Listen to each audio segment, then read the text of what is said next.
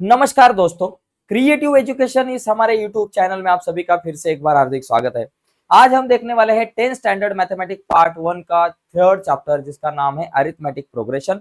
और इस चैप्टर में से प्रैक्टिस सेट नंबर 3.4 हम देखने वाले हैं जिसमें 6 वर्ड प्रॉब्लम है और इस वर्ड प्रॉब्लम में से बहुत सारे क्वेश्चन बोर्ड एग्जाम को आते हैं और ऑलरेडी आकर गए हैं। तो चलो जाते हैं आगे। पहला जो क्वेश्चन है देखिए, कभी कभी एग्जाम को क्वेश्चन जो है आंकड़े बदल के आते हैं, जैसे कि ये फर्स्ट क्वेश्चन आया था बोर्ड एग्जाम को, इसी तरह का पिछले साल क्वेश्चन आया था, खाली आंकड़े चेंज हुए थे, नाम चेंज हुआ था और ईयर के जगह पे मंथ था।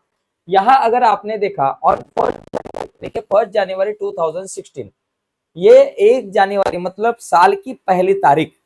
इस पहली तारीख को क्या होता है, Sanika decides to save 10 rupees 11 rupees. देखिए सेव 10 रुपीज फर्स्ट डे 11, थोड़ा सा यहाँ थोड़ा सा कुछ पार्ट यहाँ राइट करने का रह गया है। टू सेव ₹10 फर्स्ट डे मतलब 1 तारीख को, देखिए वो क्या डिसाइड करते कि बाबा 1 तारीख को मैं 10 रुपए सेव करेंगे, कितना रुपए, 10 रुपीज सेव करूंगी। 11 रुपीज ऑन सेकंड डे, दूसरे दिन को मैं 11 रुपीज सेव करूंगी। ₹12 on third day, third day को मैं 12 रुपीज सेव करूंगी। If she decided to save like this, then on 31st December 2016, what would be her total saving? देखिए क्या होता है, पहले दिन में वो 10 रुपीज सेव करती है 1 तारीख को। देखिए 1 जनवरी को वो 10 रुपए सेव करती है, 2 जनवरी को 11 रुपीज, 3rd जनवरी को 12 रुपीज, 4th जनवरी को वो 13 होगा, 5th जनवरी को 15 होगा, तो 14 होगा। तो ऐसे ये क्या कर रही है, पैसे सेव कर रही है। पहले कैसे सेव कर रही है, पहले तारीख को 10 रुपीज, फिर 11 रुपीज, फिर 12 रुपीज, फिर 13 रुपीज, फिर 14 रुपीज, ऐसे ये सेव करते जा रही है। तो ऐसे ये कितने दिन सेव करती है, 31 दिसंबर को, मतलब जनवरी मतलब 1 जनवरी मतलब साल के पहले तारीख को वो डिसाइड करती है कि मैं पहले दिन को 10 रुपया में इन्वेस्ट करूंगी और हर रोज 1-1 रुपया बढ़ाऊंगी। तो ऐसे उसकी 31 दिसंबर मतलब साल के आखिर दिन तक उसकी टोटल सेविंग क्या होगी, मतलब पहले दिन के ये 10 रुपए प्लस दूसरे दिन के 11 प्लस तीसरे दिन के 12, फिर 13, फिर 14, फिर 15, ऐसा करते करते लास्ट दिन तक उसकी टोटल क्या होगी, मतलब मुझे सम निकालनी है। तो ये सम कितने दिन की निकालनी है, टोटल डेज कितने होते हैं साल में, सर आप कहोगे कि सर 365 डेज होते हैं, लेकिन कभी कभी 366 डेज भी आते हैं भाई साहब जब लीप ईयर होता है। तो ये लीप ईयर कब होता है, कैसे पहचानना भाई 2016 लीप ईयर या नहीं। तो देखिए 2016 जिस ईयर को 4 से हम डिवाइड कर सकते हैं उसको लीप ईयर कहते हैं। तो 2016 को आप देखो 4 से डिवाइड कर सकते हो, 4 5 जा 20, ऊपर से आया 1, 4 0 जा 0, 1 ऊपर से आया 6, 4 4 जा 16, तो मैं 4 से डिवाइड कर सकता हूँ। तो इसलिए ये जो है ना ये लीप ईयर है। तो टोटल डेज कितने हो गए यहाँ 360, तो ये 366, तो ये टोटल 366 डेज की उसकी जो अर्निंग है, टोटल सेविंग जो है वो हमें निकालनी है। ओके, तो देखो मुझे क्या निकालना है, यस 366। तो ये टोटल सेविंग निकालने के लिए यस 366 हम निकालेंगे। ओके, तो यहाँ देखो ए की वैल्यू क्या है, 10 है, बी की वैल्यू क्या है, कॉमन डिफरेंस, ये मतलब फर्स्ट टर्म जो पहला आपको दिखेगा वो ए की वैल्यू है, तो ए की वैल्यू 10, डी की वैल्यू 11 में से 10 गए 1, 12 में से 11 गए 1, तो डी की वैल्यू 1 है। मुझे निकालना है एस 366 निकालना है। तो मैं एस एन का फॉर्मूला यूज करूंगा, S N is equal to N upon 2 bracket में 2a plus n minus 1 into D bracket complete. ये फॉर्मूला भाई साहब लर्न होना चाहिए हमें, ठीक है। तो देखो ये इसको मैं मस्त बॉक्स करूंगा, अभी इसमें वैल्यू फिल करूंगा। यस एन के जगह पे हम लिखेंगे S 366 is equal to N के जगह पे लिखेंगे 366 डिवाइडेड बाय 2 ब्रैकेट में 2 इंटू ए की वैल्यू क्या है 10 है, प्लस n माइनस 1, n की वैल्यू 366 है, तो यहाँ लिखेंगे 366 माइनस 1 इंटू डी की वैल्यू क्या है भाई साहब, डी की वैल्यू है 1, तो यहाँ लिखा 1, ठीक है। 366 अपॉन 2 कितना आता है 183, ठीक है। 366 को आप अगर 2 से डिवाइड करोगे तो 183 आएगा, 2 10 जा 20 आ गया, 366 में से 1 गया 365 आ गया और इंटू ये 1 आ गया। ओके, तो ये 20 अपने जगह पे, सॉरी 183 अपने जगह पे जैसे है वैसे, और ब्रैकेट में 20 प्लस 365 इंटू 1 365 5। तो अभी क्या होगा देखो, S366 is equal to 183 into 20 plus 365 385। तो ये दोनों का अभी मल्टीप्लाई करो, 366 इज इक्वल टू 385 इंटू 183। चलो भाई साहब इनका मल्टीप्लीकेशन करो। 3 5 जा 15 का 5 ऊपर आया एक, 3 8 जा 24 और एक 25 ऊपर आया 2, 3 3 जा 9 और 2 11 हो गया, एक जीरो लिया। 8 5 जा 40 ऊपर आ गए 4, 8 8 जा 64, 64 प्लस 4 68 ऊपर आए 6, 8 3 जा 24, 24 प्लस 6 हो गया 30, 30 लिखा, एक दो जीरो हो गए। 1 5 जा 5, 1 8 जा 8, 1 3 जा 3। तो क्या होगा 5 5, 8 प्लस 1 9, 9 प्लस 5 हमारे पास हो गए 14, 14 का 1 ऊपर आया एक, 8 प्लस ये 2 10 हो गया ऊपर आया एक, 70,400 देखो 70,455 ये मेरा आंसर हो गया। तो इसकी टोटल सेविंग जो है ये इस ईयर की 7,445। तो इस तरह से हम ये क्वेश्चन सॉल्व कर सकते हैं, ठीक है। तो ये पहला क्वेश्चन हो गया जिसमें देखिए कैलकुलेशन का पार्ट, मल्टीप्लीकेशन का पार्ट बहुत इंपॉर्टेंट है। पिछले साल बोर्ड एग्जाम को क्या आया था, उसने ऐसा नहीं कहा था 31 दिसंबर नहीं, तो पिछले साल जो आया था बोर्ड एग्जाम को उसमें कहा था कि फेब्रुआरी 2016 या फिर 20 ऐसे कुछ तो था ईयर, वो फेब्रुआरी की हमें टोटल सेविंग निकालने के लिए कहा गया था। तो हमारा फेब्रुआरी जो मंथ है वो कभी कभी 29 डेज का रहता है, कभी कभी 28 का, तो लीप ईयर में वो 29 डेज का रहता है, इसलिए 366 डेज टोटल ईयर्स में होते हैं, वो ईयर में होते हैं लीप ईयर में। ओके, तो ये ध्यान में रखकर जैसा क्वेश्चन आएगा वैसे हमें सॉल्व करना है। अभी अगला क्वेश्चन देखते हैं, क्वेश्चन नंबर 2 जरा आसान है, छोटा है। देखिए यहाँ क्या है, देखिए इस क्वेश्चन में समझ लीजिए। A man borrows 8,000 and agree to repay with total interest rupees 1360 in 12 monthly installment, each installment being less than the preceding one by rupees 40. Find the amount of first and last investment. देखिए भाई साहब एक ध्यान में रखो, इसने कितना principal, क्या है इसका प्रिंसिपल जो है ₹8,000। ओके, इंटरेस्ट क्या है इसके ऊपर, इंटरेस्ट है इसके ऊपर ₹1360। तो ये जो आदमी, कोई भी आदमी जब बैंक में जाएगा, बैंक से वो पैसा लेगा, कुछ तो लोन लेगा, लोन लेने के बाद उसको समझो उसने 5 लाख का लोन लिया है, तो उसको 5 लाख चुकाना पड़ता है क्या, ज्यादा या कम, ज्यादा 5 लाख तो देने पड़ते हैं और उसके साथ उसको इंटरेस्ट भी देना पड़ता है। तो ये जो आदमी है इसको कितनी अमाउंट पे करनी पड़ेगी, तो अमाउंट क्या पे करनी पड़ेगी, प्रिंसिपल प्लस इंटरेस्ट। प्रिंसिपल है 8,000 रुपीज बराबर, प्लस इंटरेस्ट क्या है 1360, तो ये क्या हो गया ₹9360। ये अमाउंट, अमाउंट कितनी पे करनी है उसको, 9360 इतनी अमाउंट पे करनी है। और ये अमाउंट कितने इंस्टॉलमेंट है, 12 इंस्टॉलमेंट है। टोटल इंस्टॉलमेंट कितने, 12। देखो टोटल इंस्टॉलमेंट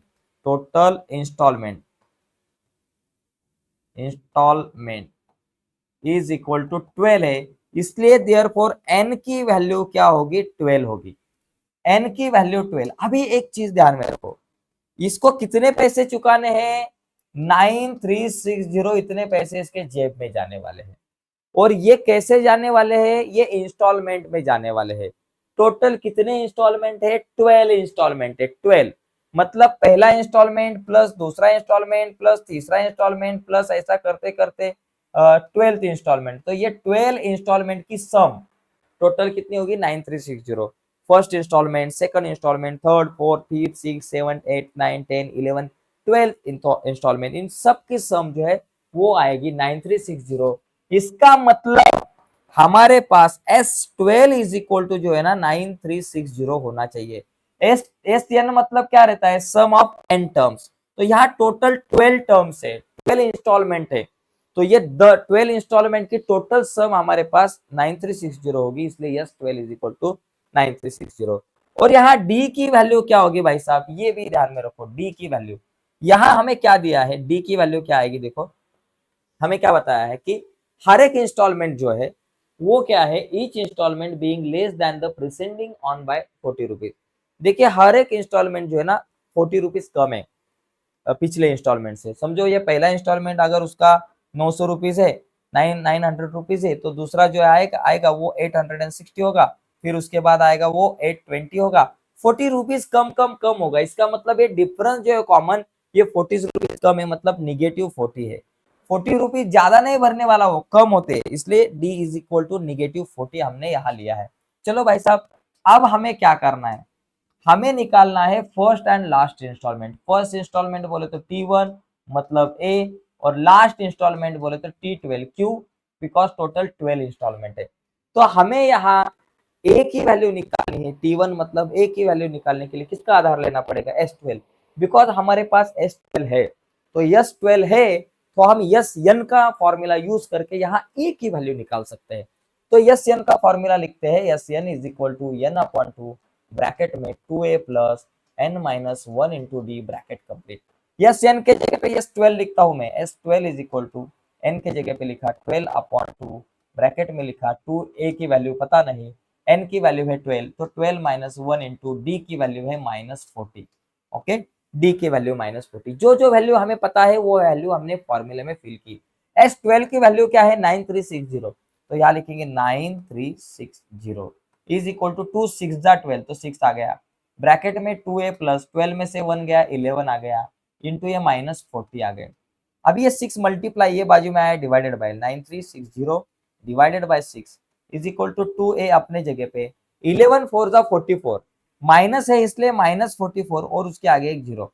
9360 को 6 से डिवाइड करो भाई साहब, 6 से डिवाइड करो 9360 को, 6 1 जा 6, 9 में से 6 गया 3, ऊपर से आया 3, एक जीरो, फिर क्या होगा 3 6 5 जा 30, ये 3 है, ऊपर से आया 0।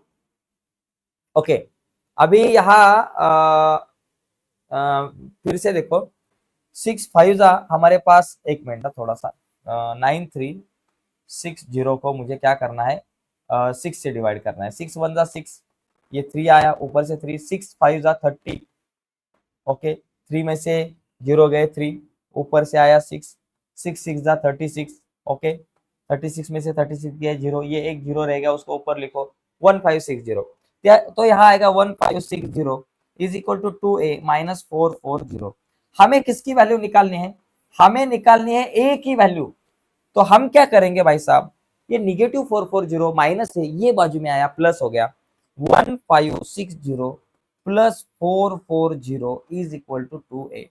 सो 2a is equal to 1560 plus 440 कितना हो गया, 2000 हो गया, पूरे 2000 हो गए। a की वैल्यू निकालनी है, तो हमारा a अपने पास इज इक्वल टू 2000 अपने पास, 2 मल्टीप्लाई ये बाजू में आया divided by, so a is equal to 2000 को 2 से डिवाइड किया, आंसर आ गया 1000। a की वैल्यू 1000 मतलब फर्स्ट इंस्टॉलमेंट जो है ये आपका 1000 आ गया, ठीक है। अभी मुझे लास्ट इंस्टॉलमेंट निकालना है, मतलब T12।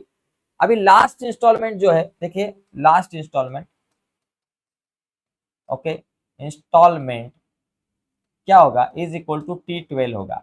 मेरे पास a की वैल्यू है 1000, ओके, एंड डी की वैल्यू क्या है -40, ये मुझे पता है, डी की वैल्यू -40। मुझे लास्ट इंस्टॉलमेंट मतलब T12 निकालना है, तो मैं Tn का फॉर्मूला लिखूंगा, is equal to a plus n minus 1 into D. Tn के जगह पे T12 लिखूंगा, a की वैल्यू मेरे पास है 1000 प्लस n माइनस 1, n की वैल्यू है 12, तो n के जगह पे लिखूंगा 12 माइनस 1 इंटू डी की वैल्यू है -40। सो 1000 अपने जगह पे minus plus 12 into 1, 12 sorry 12 minus 1 हो गया 11 इंटू ये -40। तो देखो 1000 अपने जगह पे, 11 4 जा 44, और ये माइनस है इसलिए -44, उसके आगे एक जीरो।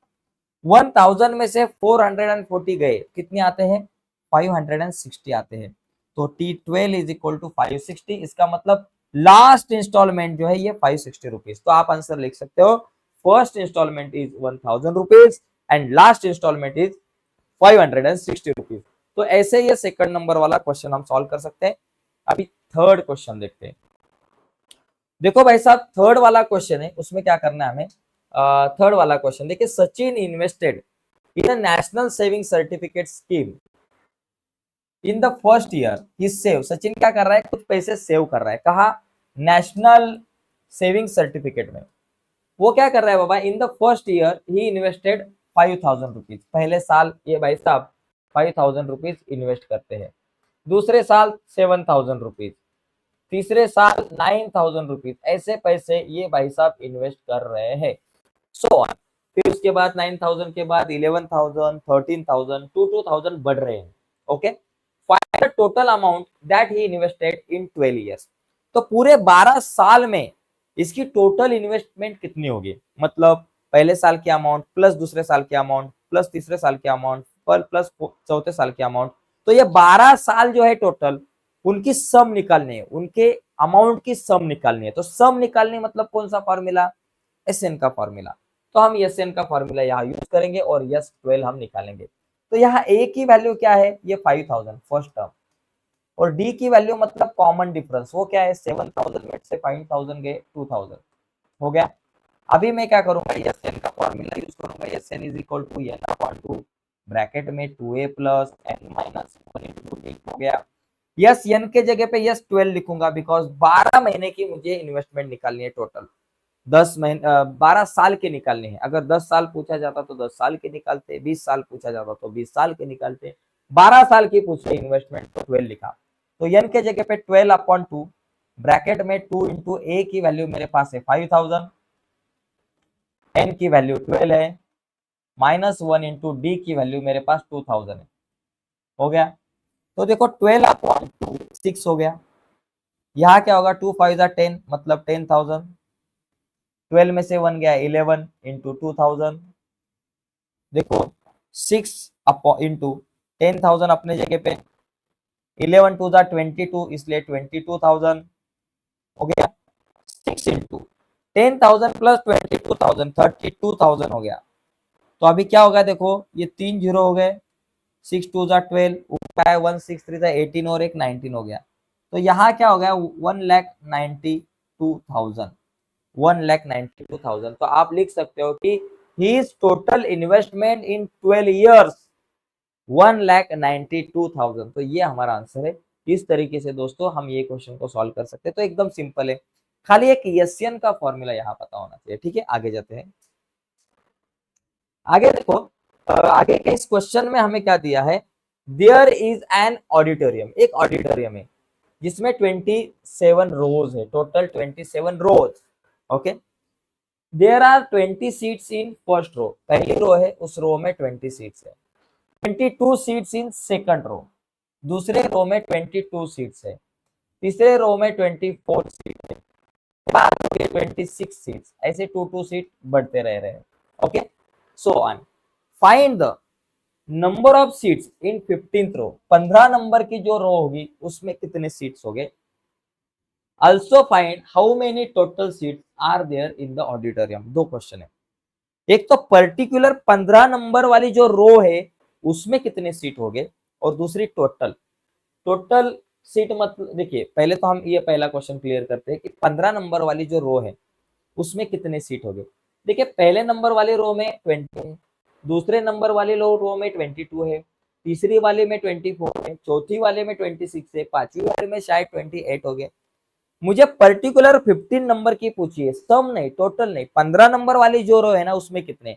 तो ये एक पर्टिकुलर रो या फिर पर्टिकुलर टर्म निकालनी है तो टीएन का फॉर्मूला। देखो भाई साहब,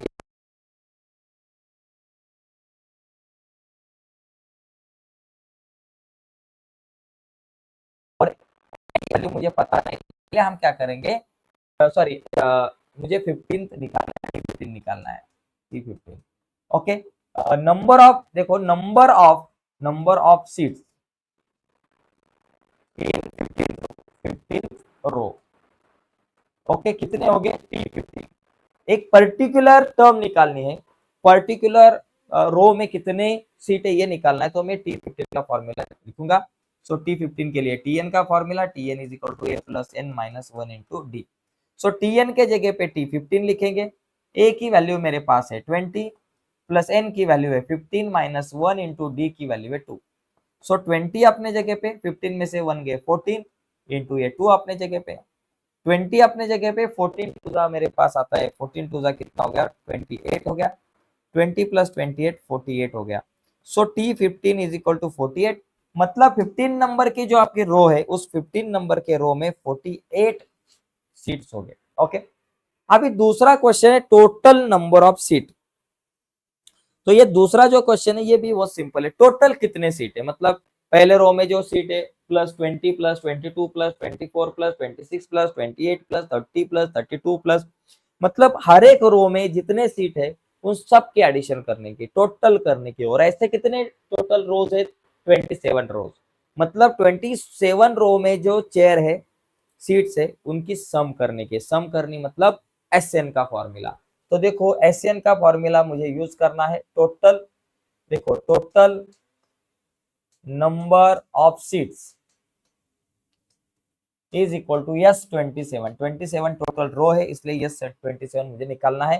तो यस एन का फॉर्मूला एन अपॉन 2, ब्रैकेट में लिखेंगे 2a plus N minus 1 into D. Okay, देखो एस एन के जगह पे यस 27 निकालेंगे, एन की वैल्यू 27 है तो 27 अपॉन 2, ब्रैकेट में 2 इंटू ए की वैल्यू क्या है 20 है, तो ए की जगह पे लिखूंगा 20 प्लस एन माइनस 1, एन की वैल्यू 27 है तो यहाँ लिखूंगा 27 माइनस 1 इंटू डी की वैल्यू मेरे पास 2 है, डी की वैल्यू हमने यहाँ 2 ली थी।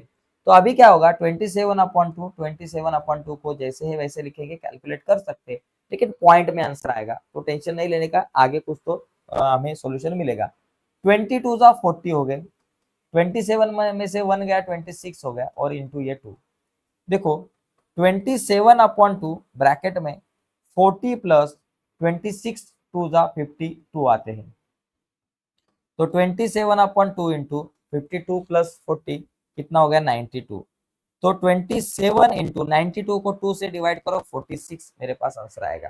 तो 27 इंटू 46 करो तो कितना आंसर आएगा, देखो 46 को मैं 27 से मल्टीप्लाई करता हूँ, तो पहले 7 से करो, 7 6 जा 42, ऊपर आया 4, 7 4 जा 28 प्लस 4 32, एक जीरो लिया, 2 6 जा 12, ऊपर आया 1, 2 4 जा 8 और एक 9, 2 4 और ये 9 प्लस 3 12, 1 2 4 2, तो 1 2 4 2, तो इतने टोटल चेयर्स हो गए, टोटल नंबर ऑफ चेयर्स 1 2 4 2। तो आप लिख सकते हो number of chairs in 15th row is 48 and total number of chair या फिर total number of seats, sorry seats in auditorium 242।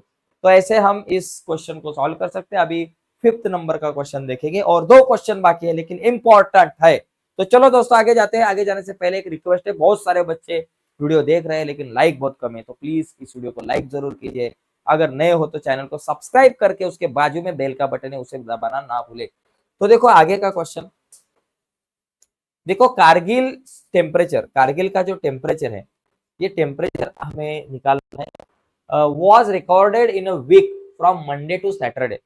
तो मंडे से लेकर सैटरडे तक का टेम्परेचर रिकॉर्ड किया है। All readings were in an AP, सभी जो रीडिंग है वो एपी में है, अरिथमेटिक प्रोग्रेशन में है। देखो sum of temperature of Monday and Saturday was 5 degree more than sum of temperature of Thursday, Tuesday and Saturday. Okay. The temperature of Wednesday was negative 30 degree Celsius. Then find the temperature on the 5 days. तो देखो दोस्तों ये 5 पूरे days में का जो temperature है तो ये हमें निकालना है। तो मैं जरा क्वेश्चन को एक बार जरा ठीक से देखता हूँ, कोई यहाँ चेंजेस तो नहीं ना, ओके बराबर है। देखो हम क्या करेंगे, टेम्परेचर ऑफ 5 डेज, देखो हमें 5 दिन का टेम्परेचर है तो 5 डेज टेम्परेचर,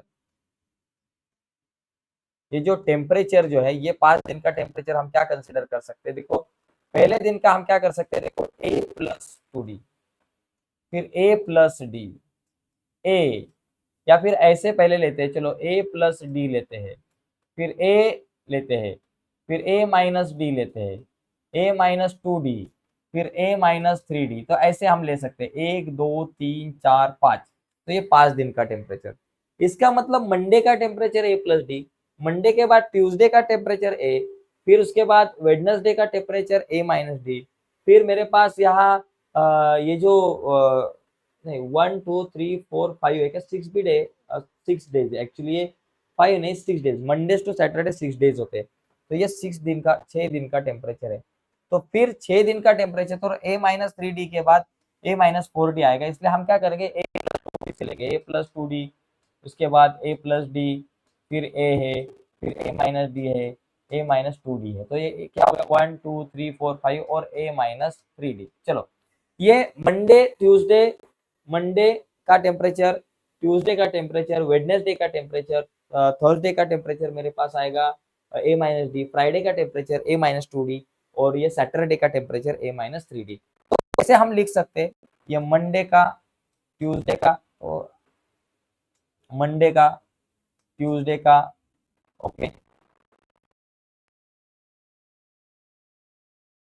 फिर उसके बाद फ्राइडे का टेम्परेचर और ये सैटरडे का टेम्परेचर। ठीक है, जगह कम है इसलिए मैंने डिटेल में नहीं लिखा, नहीं तो इसको ऐसे लिख सकते, Monday temperature of Monday is equal to A+2D, temperature of Tuesday is equal to A+D, temperature of Wednesday is equal to A-D, अब ए, फिर temperature of Thursday is equal to A-D, ऐसे आप लिख सकते हो। ठीक है, अभी जगह कम होगी इसलिए मैं जरा थोड़ा सा शॉर्टकट में लिखने का प्रयास करता हूँ।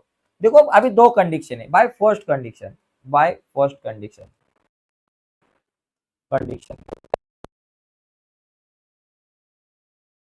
क्या दिया है कि देखो the sum of temperature of Monday and Saturday, तो मंडे और सैटरडे का जो टेम्परेचर है इनकी सम, मंडे का टेम्परेचर क्या A+2D प्लस सैटरडे का टेम्परेचर A-3D, ये जो है ना ये क्या है, वॉज 5 मोर देन मतलब 5 प्लस, मोर देन मतलब plus, 5 more than sum of temperature of Tuesday and Saturday.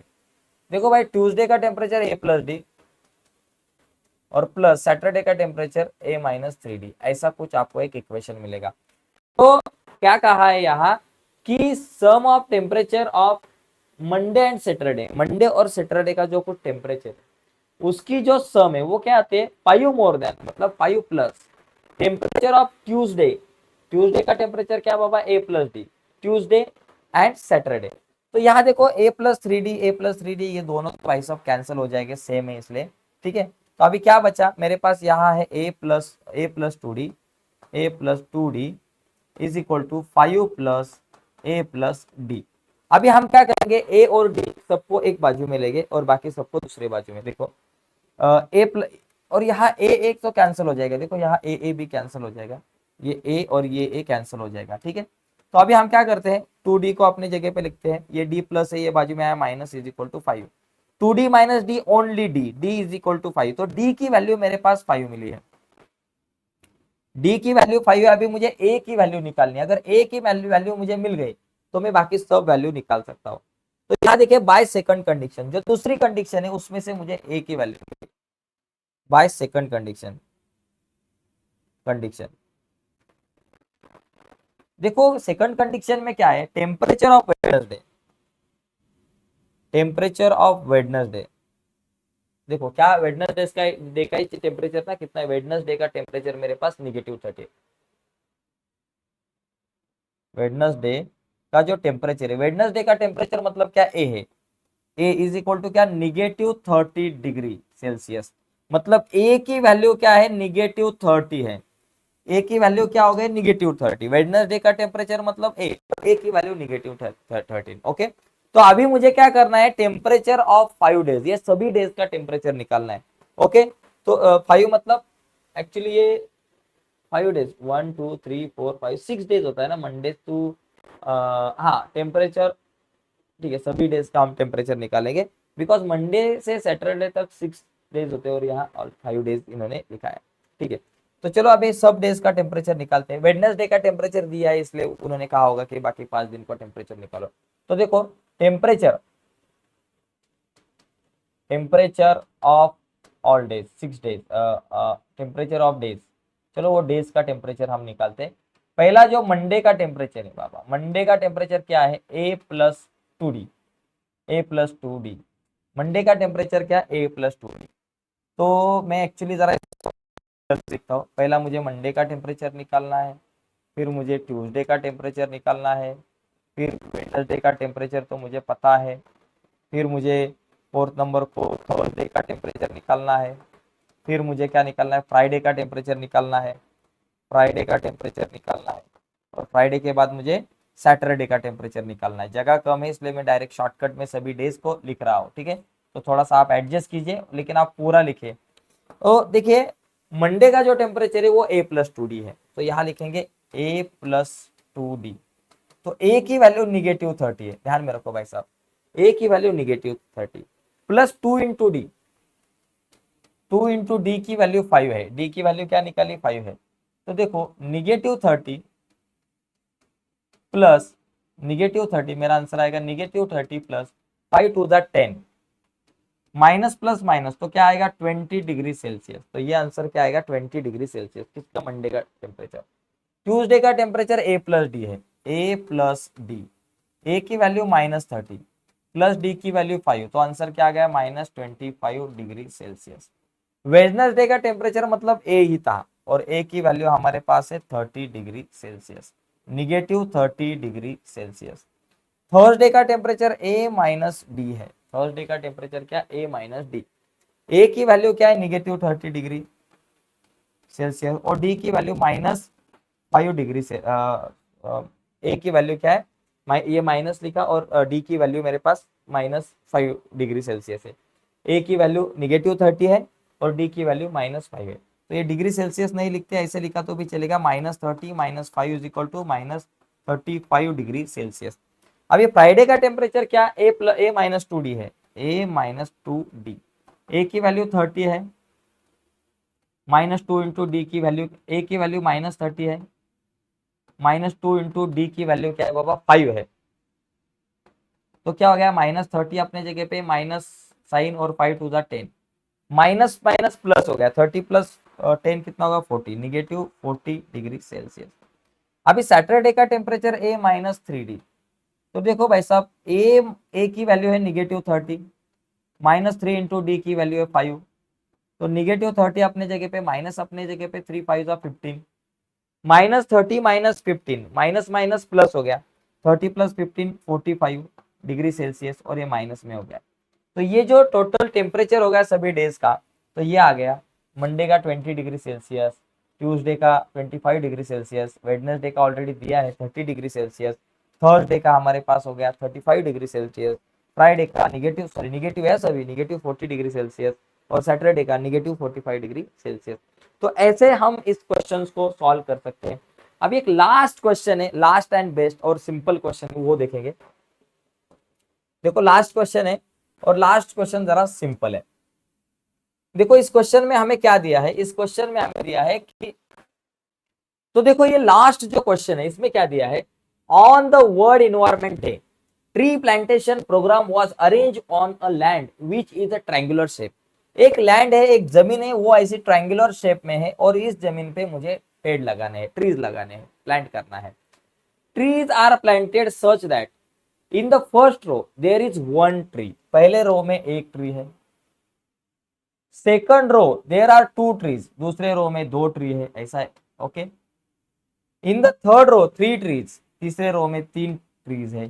फिर क्या हो गए 4 ट्रीज हो गए, फिर 5 ट्रीज हो गए, ऐसे ये ट्रीज लगाए गए हैं पहले रो में, 1 फिर 2 फिर 3 फिर 4, इस तरह से रो में ट्रीज लगाए गए हैं। हमें क्या निकालना है, find the total number of trees in the 25 रोज। तो ऐसे 25 रोज है, तो ये टोटल 25 रोज में कितने ट्री हो गए। तो हम क्या करेंगे, पहले रो में जो ट्री है, number of trees in first row plus number of trees in second row plus number of trees in third row plus number of trees in fourth row, ऐसे करते करते 25th रो जो है इनकी, उनमें होने वाले जो ट्री है उन सब की हम सम करेंगे। तो सम करेंगे मतलब SN का फॉर्मूला यूज करना है, मतलब S25 मुझे निकालना है, बिकॉज 25 रोज है। तो यहाँ A की वैल्यू क्या है 1, बिकॉज पहला 1 है। D की वैल्यू 2 में से 1 गया 1, कॉमन डिफरेंस यहाँ सब जगह पे 1, और मुझे निकालना है S25। तो मैं SN का फॉर्मूला लिखता हूँ n/2 ब्रैकेट में 2a plus n minus 1 into D bracket complete. SN के जगह पे S25 लिखेंगे, n की वैल्यू है 25 डिवाइडेड बाय 2, ब्रैकेट में 2 इंटू a की वैल्यू मेरे पास है 1 प्लस n की वैल्यू हमारे पास है 25 माइनस 1 इंटू डी की वैल्यू मेरे पास है 1। 25/2 ऐसे है वैसे लिखेंगे, कुछ धक्का नहीं देंगे इसको। 2 इंटू 1 2, 25 में से 1 गया 24 और इंटू ये 1 लिखा, ठीक है। तो अभी क्या होगा, यस 25 इज इक्वल टू 25/2 अपने जगह पे इंटू 2 प्लस 24 इंटू 1 कितना हो गया, 24 हो गया, 2 प्लस 24। तो देखो 25/2 इंटू 2 प्लस 24 हो गया 26। तो 25 इंटू 2 से 26 को डिवाइड किया 13 आंसर आ गया। अभी 13 से 25 को मल्टीप्लाई करो, 13 5 जा 65, ऊपर आ गया 6, 13 2 जा 26, 26 प्लस 6 कितना होता है, 32 होता है। यहाँ लिखेंगे 32, 325। तो मेरा आंसर आ गया 325। तो टोटल नंबर ऑफ ट्रीज जो है 325 हो सकते हैं, ठीक है दोस्तों। तो ये हो गया प्रैक्टिस सेट नंबर 3.4। तो आज के इस वीडियो में दोस्तों यही रुकते हैं। अगर वीडियो अच्छी लगी होगी तो प्लीज वीडियो को लाइक कीजिए। अगर आप हमारे यूट्यूब चैनल पर नए हो, अब तक हमारा चैनल आपने सब्सक्राइब नहीं किया, तो प्लीज दोस्तों अभी के अभी चैनल को सब्सक्राइब कीजिए और उसके बाजू में एक बेल का बटन है उसे भी दबाइए, ताकि हमने अपलोड की हुई हर एक नई वीडियो की नोटिफिकेशन सबसे पहले आप तक पहुंचे। बाय दोस्तों, धन्यवाद सभी को।